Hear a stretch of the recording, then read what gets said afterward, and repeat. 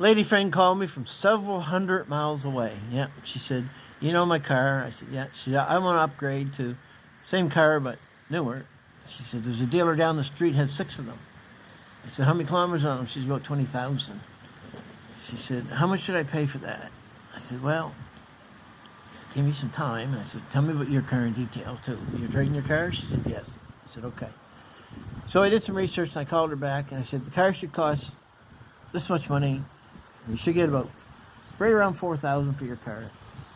And I don't know about your taxes and stuff, where you're from and all that. She said, okay.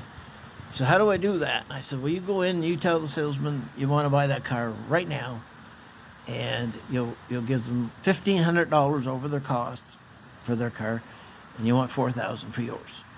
She said, that's all I have to do? I said, that's all. So she called me just a few hours later. She said, I'm driving my new car. I said, really? It wasn't new, but it was close to new. I said, good for you. I said, tell me about it. She said, well, I did what you said. I said I was going to pay $1,500 over your cost. I want $4,000 for mine. The salesman said, I've never done anything like that. She said, it was always the first time. So I went and got the boss, and I looked at my car, she said, and come back, and so they gave me the price of their car. She said, you were $40 away. And they only gave me $3,500 for my car, though. I said, really? Why's that? She said, well, I forgot to tell you about the big dent in the back fender. I said, that'll do. I was $40 out. She said, yeah.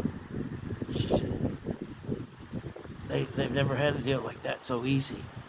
I said, well, car buying doesn't have to be hard.